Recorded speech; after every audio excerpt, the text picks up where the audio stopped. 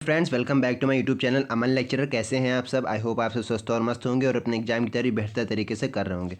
तो फ्रेंड्स, आज के मेरी वीडियो का टॉपिक होने वाला है क्लास 12 2025 का इंग्लिश का मॉडल पेपर। जी हाँ दोस्तों, आज की वीडियो में हम लोग बात करने वाले हैं इंग्लिश के पेपर के बारे में कि कैसा आपका इंग्लिश का पेपर का जो पैटर्न है वो कैसा रहने वाला है और कैसा आपसे क्वेश्चन पूछे जाते हैं। ठीक है, किस तरह का पेपर में आपका पैटर्न बनता है और किस तरह से मैक्सिमम आपसे क्वेश्चन पूछे जाते हैं, किस खंड में, ठीक है, और किस तरह से आपसे क्वेश्चन बनते हैं। तो आपको बताते चलें कि इंग्लिश के आपके 4 सेक्शन होते हैं, सेक्शन ए, बी, सी और डी, यानी सेक्शन ए, बी और सी और डी। तो यानी कि 4 सेक्शन आपके ये होते हैं। ठीक है, तो इस बारे में आज हम पूरी बात करने वाले हैं। ए में क्या होता है, बी में क्या होता है, सी में क्या होता है और डी में क्या होता है। ठीक है, इससे पहले हम आपको बता दें, जैसा कि आप यहाँ पर सेट देख रहे होंगे, यहाँ पर लिखा है 316 ZV। तो इसका मतलब क्या है, 316 क्या होता है भाई? 316 जो है वो पेपर कोड है और ये ZV क्या है, ये आपके पेपर का सेट रहता है। तो यानी 316 ZV जो है पूरा पेपर का कोड और सेट हम उसको कह सकते हैं। ठीक है, इसी सेट से आपकी कॉपियाँ चेक होती हैं। यहाँ पर आप देख रहे हैं मैक्सिमम मार्क्स आपका 100 लिखा हुआ है, यानी कि जो पेपर है आपका वो 100 मार्क्स का, यानी 100 नंबर का रहने वाला है। और आपको टाइम जो दिया जाता है वो 3 घंटे 15 मिनट का दिया रहता है, यानी और 15 मिनट का टाइम दिया रहता है आपको पेपर सॉल्व करने के लिए। और यहाँ पर आपने हाई स्कूल का पेपर दिया होगा, बोर्ड दिया होगा, तो आप जानते होंगे यहाँ पर आपको रोल नंबर दिया रहता है, जो कि आपको बोर्ड की तरफ से जारी किया रहता है। वहाँ आपको रोल नंबर लिखना है और यहाँ पर आपको अपना नाम लिखना रहता है। तो हम आपको बता रहे थे इसमें 4 सेक्शन होते हैं, सेक्शन ए, बी, सी और डी। ठीक है, तो उसी बारे में आज हम लोग बात करने वाले हैं। जैसे कि सबसे पहले हम लोग इनके जनरल इंस्ट्रक्शन देख लेते हैं, कौन कौन से इनके इंस्ट्रक्शन है। सबसे पहले आपको दिया गया the first 15 minutes are allotted to the candidate for reading the question paper. शुरू के जो 15 मिनट रहते हैं वो आपको पेपर पढ़ने के लिए अलॉटेड है, यानी कि आप उसमें 15 मिनट में केवल अपना पेपर आप पढ़ सकते हैं, स्टडी कर सकते हैं क्या क्या पेपर में दिया गया है, कैसे क्वेश्चन पूछे गए हैं। सेकंड इनका इंस्ट्रक्शन है वो क्या है, ऑल क्वेश्चंस आर कंपलसरी, सारे क्वेश्चन आपको कंपलसरी है करना। ठीक है, तीसरा आपसे कहा जा रहा है marks are indicated against question. मतलब क्या है, जितने भी क्वेश्चन है उसके सामने उनके मार्क्स इंडिकेट हैं, यानी कि आपको इधर उधर भटकने की जरूरत नहीं है, सारे जितने भी क्वेश्चन है उसके सामने उनके नंबर लिखे हुए हैं। ठीक है, तो दोस्तों जैसा कि हम आपको बता दें, सेक्शन ए रीडिंग, यानी कि section A, B, C, D 4 भागों में आपका बटा है। तो पहले हम सेक्शन ए की बात कर लेते हैं। सेक्शन ए आपसे कहा जा रहा है कि रीडिंग, सेक्शन ए जो होता है उसमें केवल आपसे रीडिंग से रिलेटेड क्वेश्चन पूछे जाते हैं। रीडिंग में भाई क्या रहने वाला है, रीडिंग में आपका रहता है पैसेज, यानी कि सबसे नंबर 1 पे जो पहला क्वेश्चन आपसे बनता है वो पैसेज का बनता है। तो देखिए लिखा है, read the following passage carefully and answer the question that follow. ठीक है, तो आपको एक पैसेज दिया जाएगा, आपके ही कोर्स से कोई ना कोई एक पैसेज दिया जाएगा, यानी कि 8-10 लाइन का पैसेज आपका लिखा होगा। उस पैसेज को आपको ध्यानपूर्वक पढ़ना है और उसी से रिलेटेड आपको क्वेश्चन दिए होंगे। ठीक है, तो आप जैसे यहाँ पर देखिए दिया हुआ, we become conscious of our weakness the moment we are placed in some responsible position. इस तरह से करके 8-10 लाइन का आपको पैसेज दिया हुआ, इसको आपको पढ़ना है और इसकी मीनिंग आपको समझनी है। ठीक है, आगे अगर हम लोग बात करें दोस्तों, आगे इसी से रिलेटेड आपको क्वेश्चन दिए गए हैं। ठीक है, उसी पैसेज से रिलेटेड आपसे क्वेश्चन पूछे गए हैं लगभग। तो जैसे पहला क्वेश्चन पूछा गया, what is the writer want to convey through the passage. मतलब जो राइटर क्या कहना चाहता है पैसेज के थ्रू, यानी पैसेज के थ्रू राइटर क्या कहना चाहता है, क्या बताना चाहता है, वो आप इसको बताएंगे आंसर। इसी से पैसेज से आपको आंसर निकालना रहेगा। तो 3 नंबर का भाई ये क्वेश्चन हो गया। दूसरा भी क्वेश्चन है वो भी 3 नंबर का पूछा जाएगा। ठीक है, इस तरह से आपसे 4-5 क्वेश्चन पूछे आते हैं 3-3 नंबर के। तो कुल मिला के 5 क्वेश्चन आपसे बनते हैं, तो आपका 15 नंबर का पैसेज ये बनता है यहाँ पर से। ठीक है, तो यहाँ पर देखिए कितने क्वेश्चन पूछेंगे, ए, बी, सी, डी और ई 5 क्वेश्चन आपसे पूछे गए हैं, यानी कि 3-3 नंबर के सारे क्वेश्चन अगर हम लोग माने तो 5 से 5-5 नंबर के हम लोग सारे क्वेश्चन माने तो 5 से 15 नंबर के आपके क्वेश्चन बनने हैं। देखिए 3 नंबर ये, 3 नंबर ये, 3-3 ये हो गए, कितने 12 नंबर ये हो गए और आपसे 13, 14, 15 नंबर का आपसे पैसेज पूछा गया है। अगर आप सेक्शन ए को अच्छी तरीके से तैयार कर लेते हैं, बढ़िया तरीके से प्रिपेयर कर लेते हैं, तो आपके 15 नंबर बिल्कुल आपको ये फोकट के मिलने वाले हैं। तो भाई आपका हो गया सेक्शन ए। अब हम लोग बात कर लेते हैं सेक्शन बी, यानी कि सेक्शन बी जिसको हम लोग कहते हैं राइटिंग स्किल से आपसे पूछे जाते हैं। दोस्तों ये रहा हमारा सेक्शन बी जिसको हम लोग कहते हैं राइटिंग स्किल, है ना। सेक्शन बी में आपसे पूछा था राइटिंग स्किल के बारे में।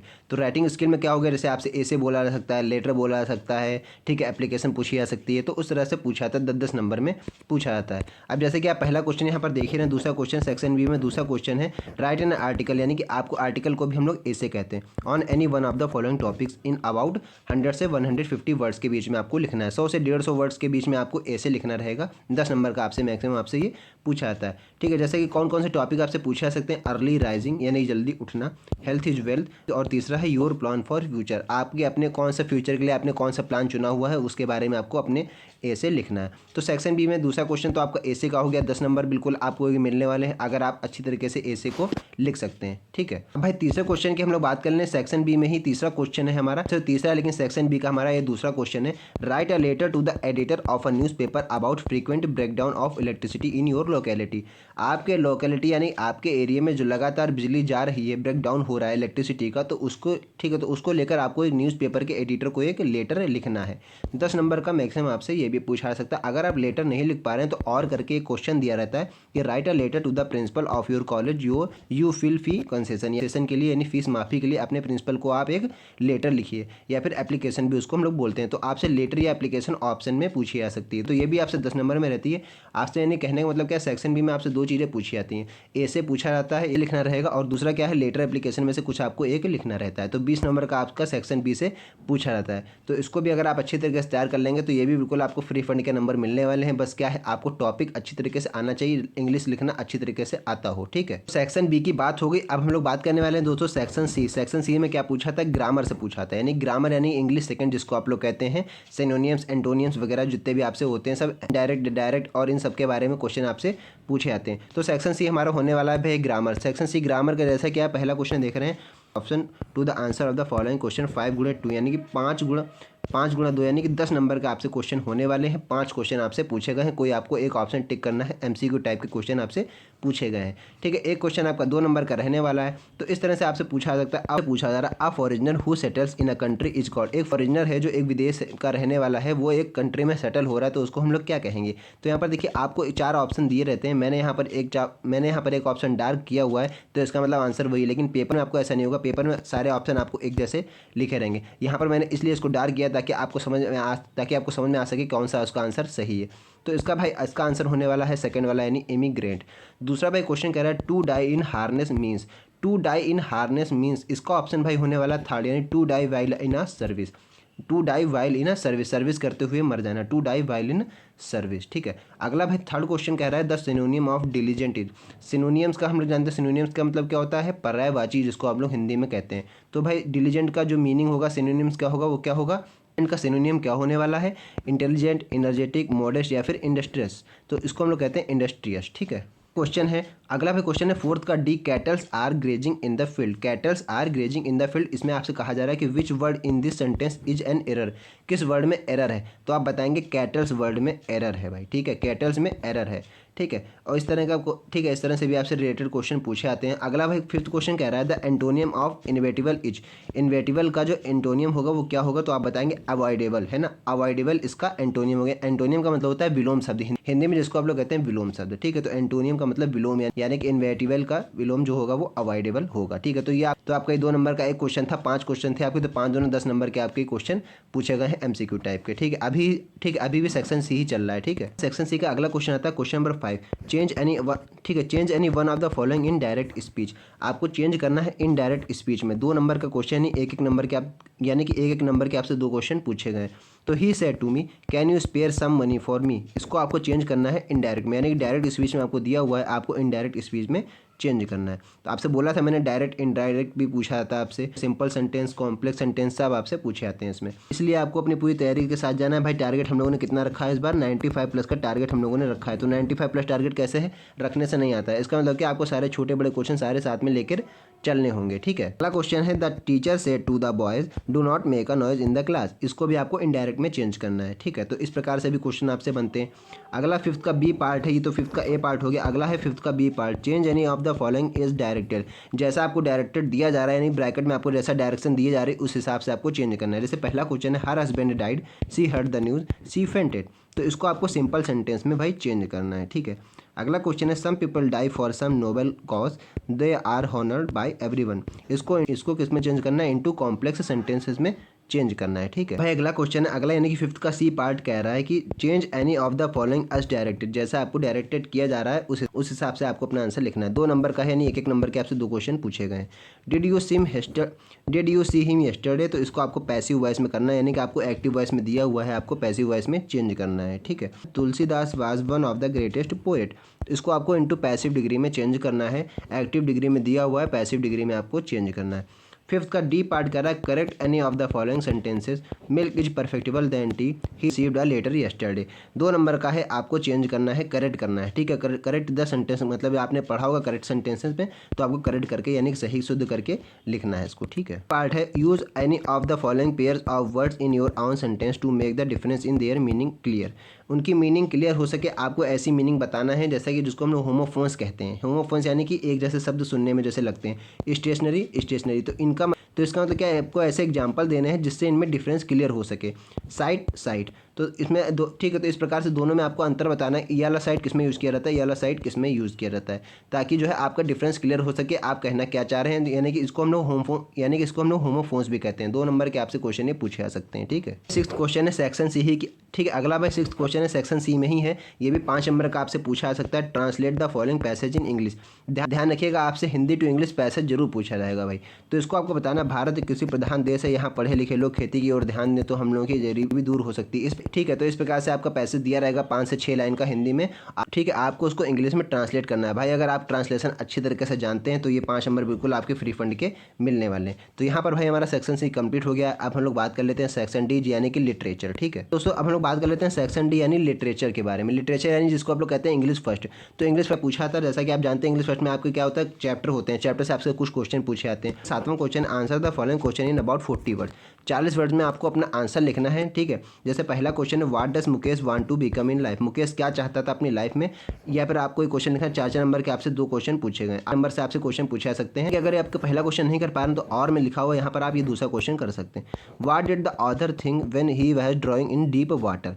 इस प्रकार से आप दोनों में से कोई एक आपको क्वेश्चन करना रहेगा, ए वाले में। और बी वाले में भी क्या है, बी वाले में भी ऑप्शन है। 2 क्वेश्चन आपको इस तरह से दिए हैं, उसमें भी आपको ऑप्शनल है, यानी कि अगर आप ये वाला नहीं आ रहा आपको तो आप ये अलग कर सकते हैं, ठीक है। तो इस प्रकार से 7वां क्वेश्चन में आपसे 2 क्वेश्चन पूछे जाते हैं 4 नंबर के, 40 वर्ड में आपको आंसर लिखना रहता है, ठीक है। अब हम लोग बात कर लें क्वेश्चन नंबर 8 में। क्वेश्चन नंबर 8 में क्या लिखा, answer any one of the following question in about 80 words. 7 number का आपसे क्वेश्चन पूछा जाता है, इसको हम लोग लॉन्ग क्वेश्चन भी कहते हैं, ठीक है। लॉन्ग क्वेश्चन में भी आप, ठीक है, उसको आप लोग लॉन्ग क्वेश्चन भी कह सकते हैं, क्योंकि आपको 2 क्वेश्चन दिए हैं भाई। 2 क्वेश्चन में से कोई आपको एक क्वेश्चन करना है, ठीक है। 7 नंबर का क्वेश्चन है तो इसका मतलब ये लॉन्ग क्वेश्चन रहने वाला है। What was the contribution of the ordinary people to the freedom movement. ये वाला अगर नहीं आ रहा आपको समझ तो आप ये वाला कर सकते हैं, the story red trap is a mixture of entertainment and philosophy, ठीक है। तो इन दोनों में से कोई आपको एक आंसर लिखना है। 7 नंबर बिल्कुल आपके पक्के होने वाले हैं, कोई अगर आप एक लॉन्ग क्वेश्चन इसमें लिख कर आते हैं सही, ठीक है। अगला भाई क्वेश्चन नंबर 9 हमारा होने वाला है, read the following extract carefully and answer the following question that follow. आपको एक पैसेज दिया रहेगा भाई, एक एक्सट्रैक्ट दिया रहेगा, एक्सट्रैक्ट दिया रहेगा पैसेज की ही तरह, लेकिन वो एक्सट्रैक्ट क्या रहेगा, आपके किसी चैप्टर का ही रहने वाला है।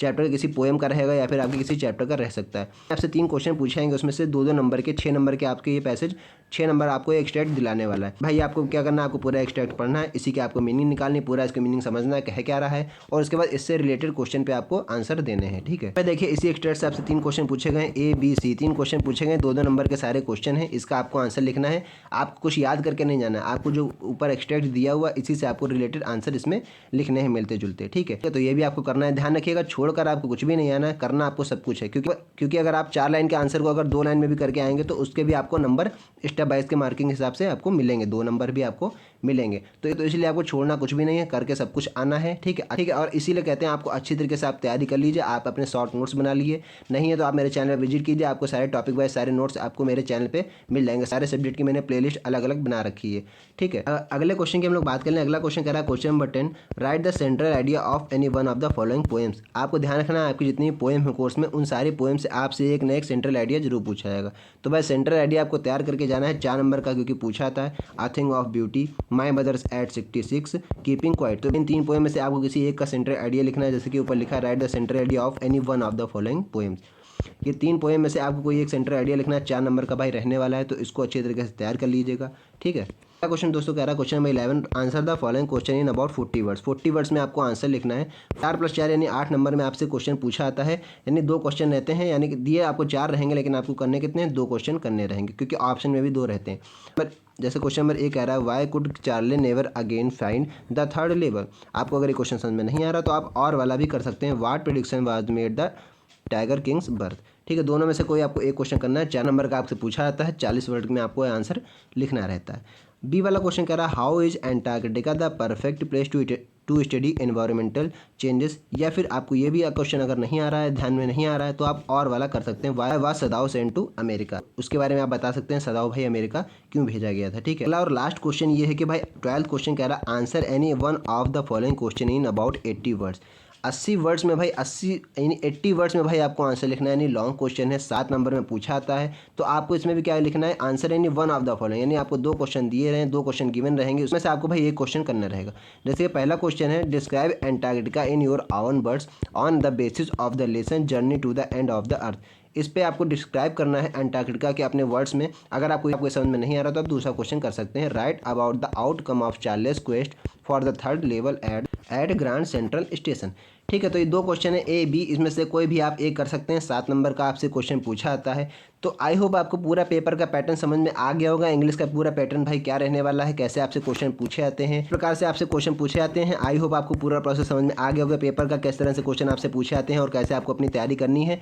तो फ्रेंड्स, अगर वीडियो अच्छा लगा हो तो वीडियो को लाइक कीजिएगा और चैनल पर पहली बार आए तो चैनल को सब्सक्राइब जरूर कर लीजिएगा, इस तरह की जो भी मैं इंपॉर्टेंट वीडियो डालूँ उसका नोटिफिकेशन आपको सबसे पहले मिल सके। तो फ्रेंड्स, बस आज की इस वीडियो में इतना ही। मिलते हैं नए वीडियो में नेक्स्ट टॉपिक के साथ। तब तक के लिए जय हिंद।